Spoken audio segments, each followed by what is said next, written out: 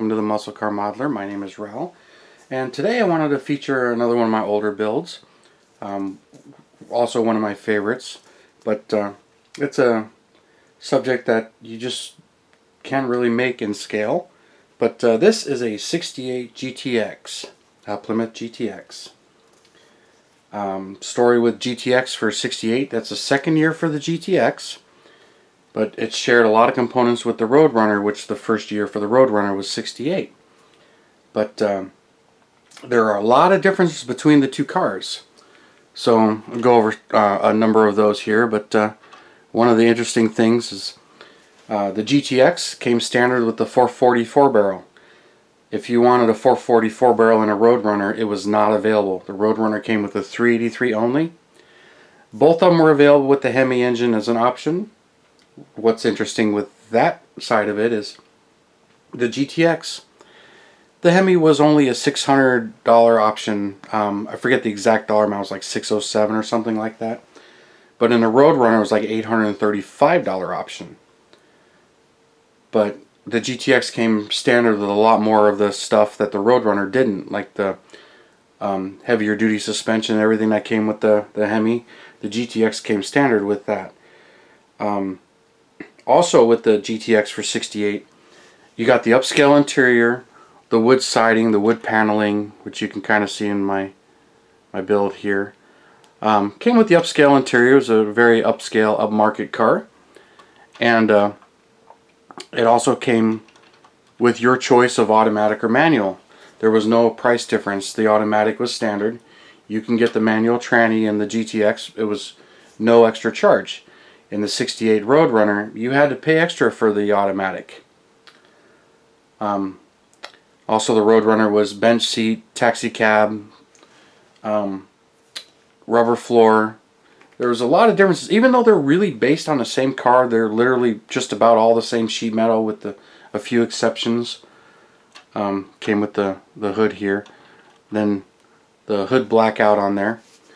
But the GTX just came with a lot more stuff as standard features, which is also why, since it came with a lot of that, the Hemi option was not as expensive, because you already had a lot more included in the base price of the car. But Plymouth was real strict on that 444 barrel being GTX only. Even in 69 and 70, you could not get a 444 barrel in a Roadrunner for those 2 years. Even though mid-year, the Roadrunner, the 446 barrel became that drag race option, the M cars. I got one of those, I'll get into that another time. And same thing for 1970. You can get a 446 pack in the Roadrunner and the GTX, but a 444 barrel was GTX only. So it's kind of interesting that they stuck to their guns on that. But on this one, I had started with the the AMT Roadrunner. So I mean, this one it's based on that model kit, and there wasn't a whole lot I had to do to it, but there was quite a bit. But nobody made any of the parts back then. I built this back in 2006, I think. It was off and on for a while, and I actually did it twice. I've got a lot of photos I'll start sharing. So so a number of things I had to do. The decals are actually Keith Mark's. He came out with these decals, and so that was the starter for me. Was the decals were available, and this whole tail panel, that's all decal for him. I basically took the Roadrunner tail lights and I sanded them flat, took all the detail on them, just basically flattened them out and made them fit the body without doing anything on it, because this entire tail panel is a Keith Mark's decal. And you can see my printed license plate. It's just a license plate I printed. But on the body, I had to add these wheel well moldings and the rocker moldings. They did not come on the Roadrunner, but they're on the GTX. So I added those trim pieces, and that was really it for body mods. The wheel well is a little awkward looking compared to the real car. I didn't fix that on this one. Didn't really mess with that. And then what else I had done was I had created this grill, which I took a Roadrunner grill and I sanded out the ovals and flattened it out, and I drilled out the headlights and put lenses in there. So I got lenses in there for the headlights, which I'm hoping come through pretty nicely on this. And I like the way it came out. And then on this one, that's a photo etched grill insert from Model Car Garage. It's actually for the 66 Chevelle, the photo etch kit that they offer for that. And it's the older one, which I believe is Lindbergh 66 Chevelle SS. And I bought that kit, and I had the grill, and it ended up dropping in there perfect and gives a pretty correct look, although it's not the best look. And then also I had taken the 69 GTX's bucket seats, and I had removed the headrests, smoothed them out, and carved new seat patterns in those seats. And I've got photos of those. And then I redid the door panels, added the moldings, and changed the door panels to make it more accurate for a 68. The dash, there really is no difference between the kits as far as, but just put the wood siding on it. The underside is all AMT. I didn't do anything really there. And this one's a 440.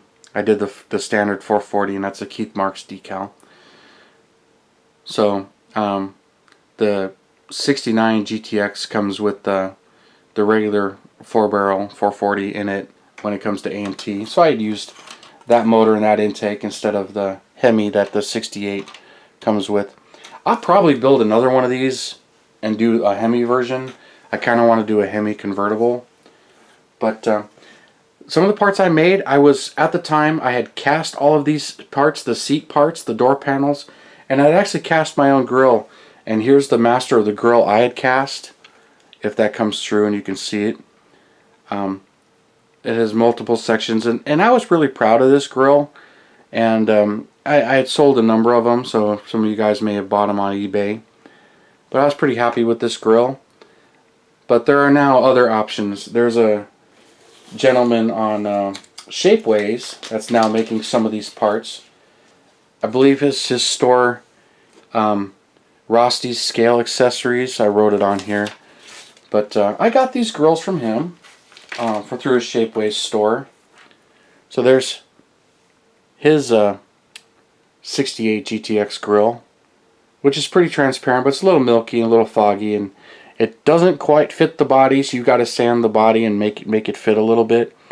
And he also did a 68 Roadrunner, so I picked that up as well.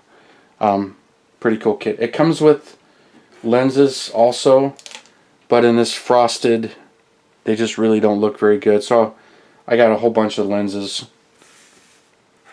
They're all over here because it comes with lenses, and I took them off the mounting that they had. But I bought those on Shapeways, and he was doing a trunk and some other parts, interior parts, to do the GTX conversion. And I haven't seen those parts in person, and I'm not even sure they're 100% done yet. But if you're looking to build one of these, look at his store and what he has available. And so it's pretty cool that this car is becoming a bit more accessible, but I do want to make a convertible version of it. This one was kind of a pain. You can see the paint came out really nice now, and I did the blackout on the hood, which was an option, but most of them got it. I believe it was basically you can delete it, but they pretty much came standard on them. They were not air grabbers in 68 on either the Roadrunner or the GTX. But this one, I'll show some photos of when I finished the first time. The first time the paint was really textured, and it really didn't look good. And I finished it once, and then I stripped it and I repainted it. So this one was actually done twice to get it looking like this. And I'm real proud of it, and I'm real happy with the way this one came out. And then those are also AMT tires that they have with just red acrylic paint in a groove that was already cut into them. I really like the Model House tires now. But that's what I had back then, and that's what I used back then. So there it is. There's my 68 GTX. And this was a request by one of my longtime online friends, Dan Defino. I'm not really sure how you say your last name. Know him as Danja442, and I've admired a lot of his builds. So Dan, love what you do, and especially some of your Hemi Roadrunner, or not Hemi Roadrunners, the Hemi Kudas where you did all 11 of them. Those were awesome. So cool stuff. But when I announced that I was doing my channel, this is the one. He's all, you got to do this car. I can't wait to see you do this car.